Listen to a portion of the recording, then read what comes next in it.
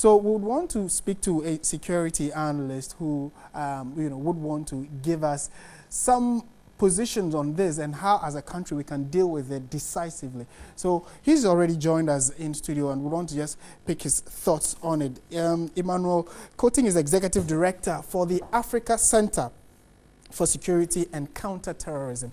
Emma, good afternoon. Thank you very much for joining us. Good afternoon, my brother. Right. We spoke to you yesterday following the development in Agblogbloshie, because it seemed to have taken a lot of people by surprise, the way it erupted, and then the fact that at least a life or two have been lost to it. What is your reading of the situation? How can it be halted? I think that's the solution we're looking for. Okay. Thank you for having me, and good afternoon to your listeners. And I'm using this opportunity to appeal to my people. I'm a Konkumba. So, Mabia, and we are one. Never again would this thing happen, because 1993 taught us very severe lessons. It brought us and made us stronger and integrated us, and we are a better people today than we were. So never again. And we should not allow persons or group of persons to use us for their own personal gains. Having said that, you see, the Agblogbloshie issue had been on the burner for a long time. And I want us to holistically look at the situation so that we can profile solutions to them once and for all. But when we don't speak the truth and we use incidences to cover the whole issues that give rise to some of these things, it doesn't help anybody. You recall 2009 when NDC won elections. There were attacks on Abudus, and the Ashanti accommodations were taken over, the showers and all those kind of things. You remember 9 people died in that clashes. So prior to elections, if you observe, Agblogbloshie was one of the hot flashpoints, and it was even one of the areas the IGP visited during the elections. And you realize that the election passed peacefully. After the elections and the MPP were declared the winners, then the tension began to mount. And the police commander then, you see, I'm somebody I always want to give praise where it's due. DCOP Timothy Bonga. They did so well to contain the situation then.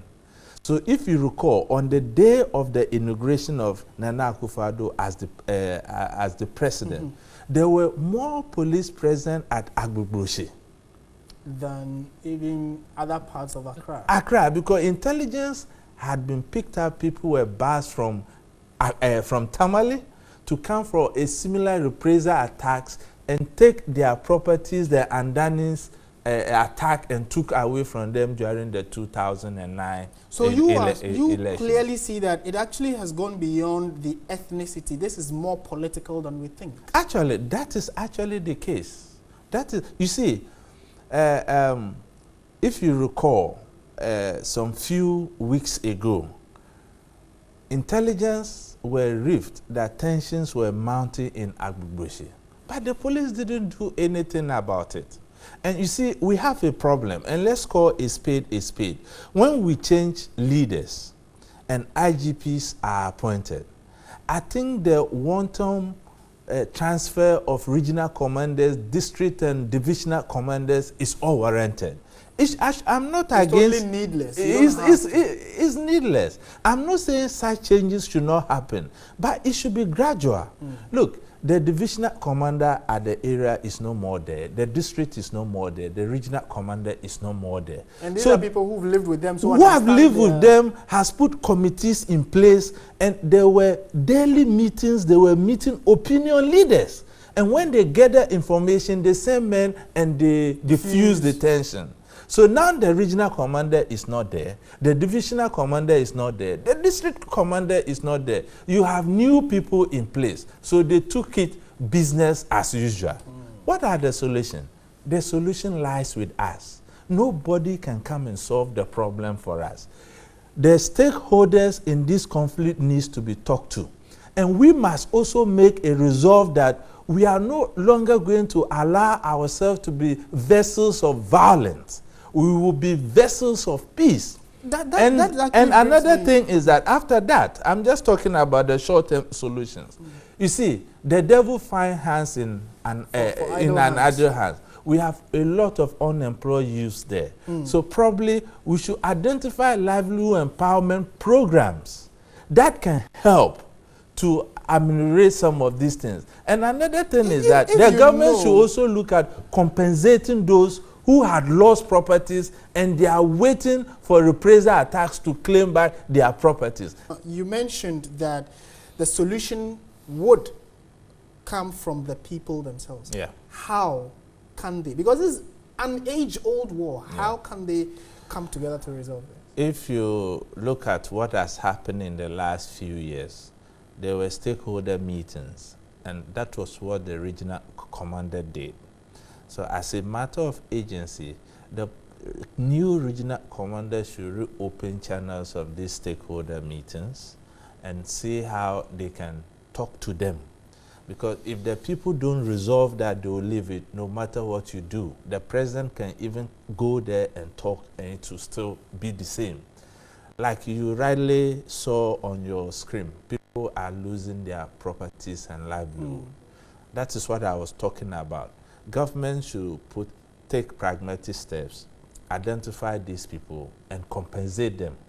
If they are not compensated... Compensate in what? How? Compensate them for what?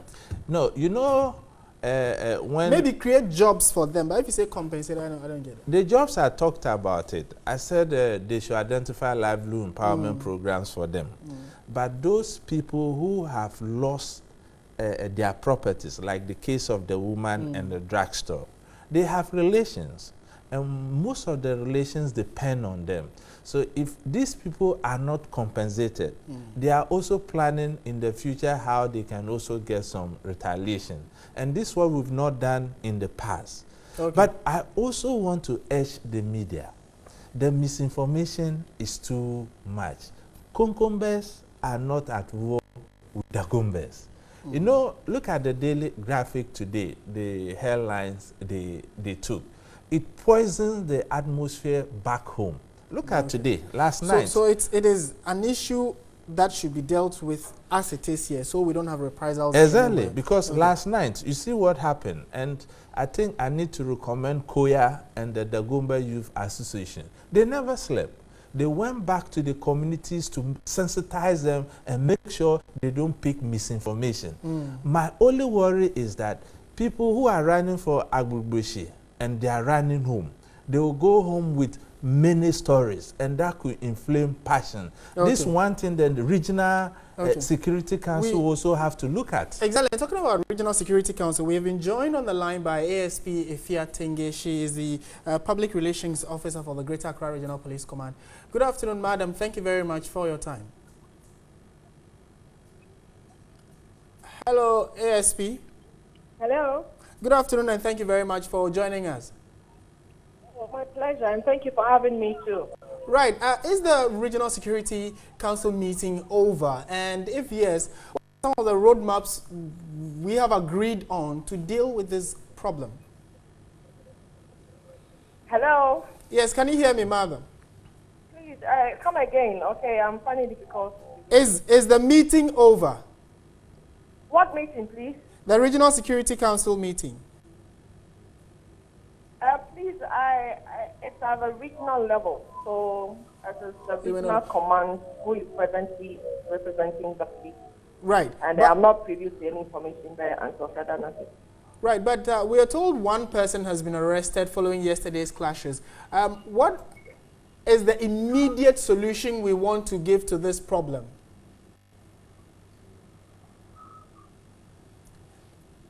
ASP, I think that we're having a problem with the line. She is unable to hear me clearly, but hopefully in our subsequent bulletins we'll get to speak to her and then also get what the police intend to do about this to bring lasting solution like Emmanuel Coting has mentioned. And then also we'll bring you updates from the Regional Security Council meeting, which we are told is currently ongoing. Emma, thank you very much for your time. Thank you for having me too. Subsequently, we'll be coming to you to see how even yourself and the youth there can find lasting solution to the problems. We've been speaking with the Executive Director of the Africa Center for Security and Counterterrorism, Emmanuel Coting, and he giving us what can be done in terms of security to deal with the clashes, the recurrent clashes in Agblogbloshie. This is still Midday Live on TV3.